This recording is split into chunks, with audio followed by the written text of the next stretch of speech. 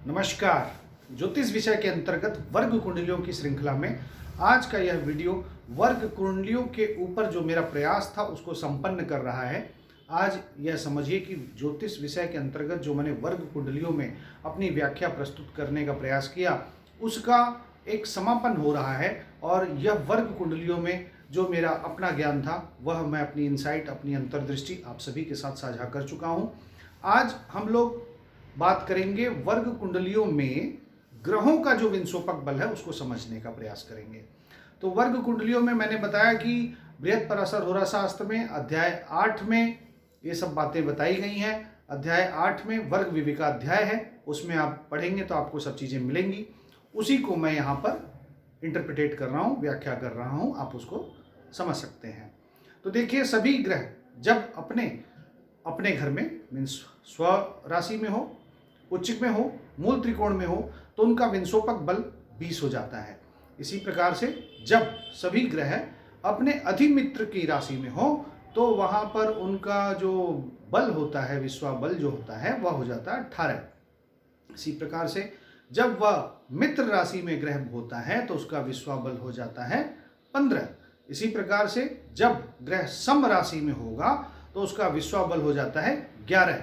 इसी प्रकार से जब ग्रह शत्रु क्षेत्र में हो, शत्रु राशि में हो तो उसका विश्वा बल 7 हो जाता है। और यदि अधिशत्रु राशि में जाके बैठ जाए ग्रह तो उसका विश्वा बल 5 हो जाता है। तो हमने पिछले वीडियो में सीखा था कि षड वर्ग जैसे है, षड वर्ग के अंदर जो 6 अलग अलग वर्ग हैं उन वर्गों का अलग अलग विश्वा बल था। इसके बारे में हमने ज्ञात किया था। उदाहरण स्वरूप षड वर्ग में लग्न कुंडली को हमने जो विश्वा बल दिया था, राशि कुंडली को जो हमने विश्वा बल दिया था वो 6 था। तो अब क्या करना है, जो वर्ग कुंडली का विश्वा बल है उसको और जो ग्रह का आया हुआ विश्वा बल है उसको, इन दोनों को गुणा करिए और उसको 20 से भाग दे दीजिए तो ग्रह का पर्टिकुलर उस वर्ग के लिए कितना विश्वा बल है यह प्राप्त हो जाएगा। इसी प्रकार से सभी वर्गों के लिए जब आप विश्वा बल प्राप्त करेंगे और उसको बाद में जब आप जोड़ेंगे तो आपको विश्वा बल प्रत्येक ग्रह का पूर्ण रूपेण ज्ञात हो जाएगा। अब ये जो विश्वा बल ग्रह का आया आपके सामने, यह जान लीजिए कि यदि 0 से लेकर के 5 अंश के 5 के बीच में अगर विश्वा बल है तो यह समझ लीजिए कि यह ग्रह कोई फल नहीं देने वाला है, कोई फल नहीं प्रदान कर पाएगा जीवन में। मगर यदि ग्रह 5 से लेकर के 10 के मध्य में उसका विश्वा बल आ गया है तो ये जान लीजिए कि फिर वह ग्रह अल्प फलकारी है, बहुत थोड़ा फल देगा। इसके साथ साथ यदि कोई ग्रह 10 से लेकर के 15 के बीच में विश्वा बल प्राप्त है तो मध्यम फलकारी है, आप उसे समझिए कि वो मध्यम फल देगा। और यदि किसी ग्रह का विश्वा बल जो है आपने ज्ञात किया और सभी कुंडलियों में और उसका विश्वा बल 15 से लेकर के 20 के बीच में आ गया तो यह ग्रह जो है पूर्ण फलकारी है। यह बहुत उत्तम स्थिति है, ग्रह इसमें बली है और अपना फल देगा। तो अब आप जरा समझिए कि ये विश्वा बल क्या चीज है। विश्वा बल हमने पहले ही बात किया था कि जिस प्रकार से हम लोग प्रतिशत गिनते हैं 60%, 70%, उसी प्रकार से 100 की जगह पे आप 20 गिन लीजिए और 20 के ही रेफरेंस में बल का उसी रेशियो में आप डाउन कर लीजिए तो आप समझ लीजिए कि वो विश्वा बल होता है। इसको और समझने के लिए मैं आपको बताना चाहता हूँ कि ये जो विश्वा है यह सामान्य किसान लोग समझेंगे कि 1 बीघे में 20 बिस्से होते हैं, 1 बीघा जमीन में 20 बिस्वा जमीन होती है। उसी प्रकार से अब यदि कोई ग्रह 15 बिस्वा से ऊपर का मालिक है तो इसका मतलब वह ज़्यादा बली है, और यदि कोई ग्रह 5 बिस्वा से कम का मालिक है मतलब वह कम बली है। इस प्रकार से यह विश्वा बल को आप समझ सकते हैं।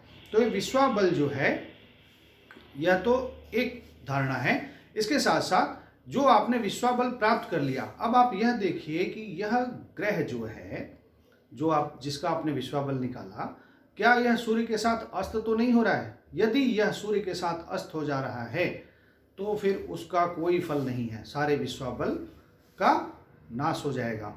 और यदि यह ग्रह सूर्य से 7वें भाव में जाकर के उपस्थित हो गया है तो फिर यह विश्वा बल पूर्ण रूपेण काम करेगा। यह भी बृहत्पराशर होरा शास्त्र में बताया जा चुका है। तो अब आपको यह जानना है कि ग्रह 7वें भाव में अगर पहुंच रहा है तो कौन कौन से ग्रह पहुंच सकते हैं, तो यह याद रखिए कि इसमें 7वें भाव में बुध और शुक्र तो नहीं पहुंचेंगे। सूर्य से 7वें भाव में अन्य सभी ग्रह पहुंच जाएंगे। जब अन्य सभी ग्रह पहुंचेंगे तो उसमें चंद्रमा को छोड़ करके बाकी सभी ग्रह वक्री होंगे।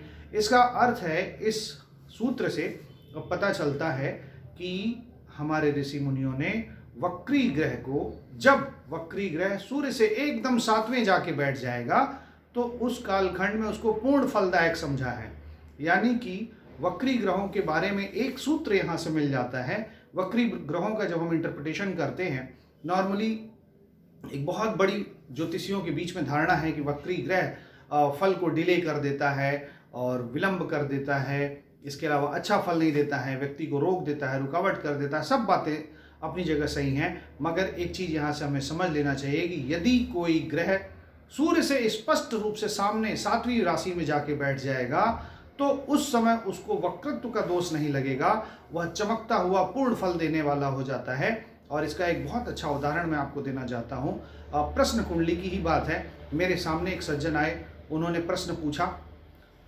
मैं सड़क पे चल रहा था, मुझे सामने गुरु दिखा।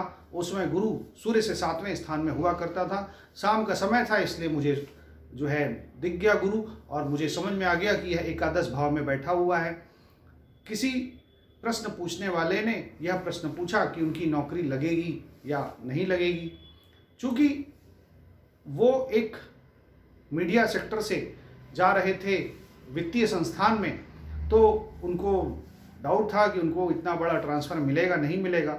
हमने देखा कि वक्री ग्रह जरूर था उस समय गुरु, मगर चमक रहा था, एकादश भाव में था, और गुरु जो है वह वित्त क्षेत्र का सबसे प्रमुख ग्रह है। तो हमने कह दिया कि भाई आपका तो ट्रांसफ़र हो रहा है।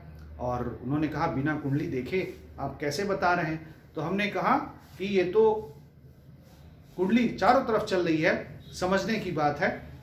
हमने आकाश में गुरु को देख लिया है और हमें स्पष्ट है कि आपका कार्य हो रहा है। हरि कृपा हुई और उनका कार्य हो भी गया और वो मन चाहे वित्तीय संस्थान में चले भी गए। तो इससे एक बात समझ में आती है कि वक्री ग्रह जो है सूर्य से 7वें में अगर बैठा हुआ है तो वह पूर्ण फलदायक है और वह पूर्ण फल देता है। इसका सूत्र बृहद पराशर होरा शास्त्र में अध्याय 8 में हमें मिलता है। अब इन्हीं छोटे छोटे सूत्रों को ही हम जब समझते हैं तो ज्योतिष की गूढ़ बातें हमें समझ में आती हैं। ऐसे ही गूढ़ बातों के लिए मैं और भी अच्छे वीडियो के साथ आपके समक्ष प्रस्तुत होऊंगा। आप इस वीडियो को लाइक करें, शेयर करें, सब्सक्राइब करें। आपका बहुत बहुत धन्यवाद। नमस्कार।